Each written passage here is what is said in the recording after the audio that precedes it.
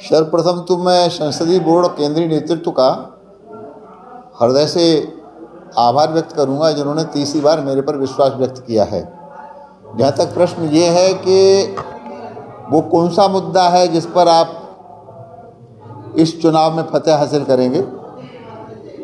मोदी जी का महामंत्र सबका साथ, सबका विकास, सबका विश्वास, सबका प्रयास, सबका साथ। इस महामंत्र के साथ सारे देश में विकास की त्रिवेणी प्रवाहित की गई है।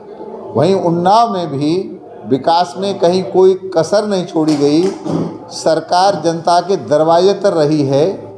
तो ये सारे के सारे विकास के मुद्दे हैं और लोगों को मोदी पर उतना विश्वास जितना भगवान पर विश्वास होता है। जैसे लोग भगवान के नाम पर विश्वास करते हैं, ऐसे ही मोदी की गारंटी, इस बात पर इतना विश्वास है हिंदुस्तान की जनता को, वो उन्नाव की जनता को भी है।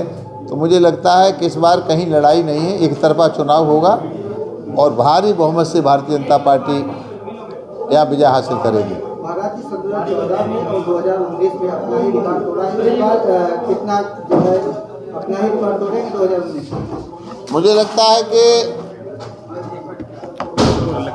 2014 में यहाँ आने से पहले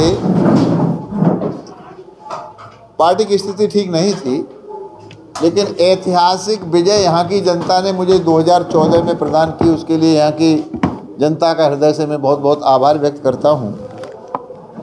और जो 2014 की जीत थी, 19 में मैं लड़ा तो मैं नहीं समझ पा रहा था कि 2014 के रिकॉर्ड को मैं तोड़ पाऊँगा, परंतु 2019 में यहाँ के सुधी मतदाताओं ने मेरे ही 2014 के रिकॉर्ड को तोड़ करके 4,02,000 के अंतर से विजयश्री प्रदान की थी। उसके लिए मैं यहाँ के सुधी मतदाताओं का हृदय से आभार व्यक्त करता हूँ। आज मुझे फिर लग रहा है विकास के कारण, मोदी जी के कारण, योगी जी के कारण, मैंने यहाँ जो प्रेम का सौहार्द बनाया है हिंदू मुसलमान के बीच में, मुझे लगता है कि मैं 2019 के अपने रिकॉर्ड को तोड़ने में सफल हो जाऊँगा और इस बार कम से कम 5 लाख को पार करूंगा।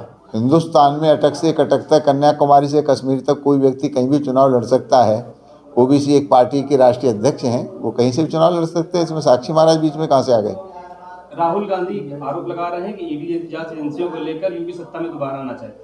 ऐसा है, नाचन आबे आंगन टेढ़ा तो कुछ है नहीं। दमदपाड़ा सारी यात्रा निकाल के देख ली। अब केवल आरोप ही लगा सकते हैं, इसके अलावा और कुछ नहीं। देखिए, भारतीय जनता पार्टी विश्व की सबसे बड़ी लोकतांत्रिक पार्टी है। आपको पता है कि हम अकेले पार्टी के आधार पर उत्तर प्रदेश में बहुमत में हैं, केंद्र में भी हम बहुमत पर हैं, लेकिन हम लोग मौके का फायदा उठाने वाले लोग नहीं हैं। हम लोग जो वायदा करते हैं पूरा करते हैं। तो एनडीए का मतलब एनडीए। तो जिन लोगों की वांछा थी, कहीं आवश्यकता थी एनडीए में, जो वंचित रह गए थे मंत्रिमंडल में आने के लिए, ऐसे लोगों को आज मंत्रिमंडल में लिया गया है, लिया जा रहा होगा।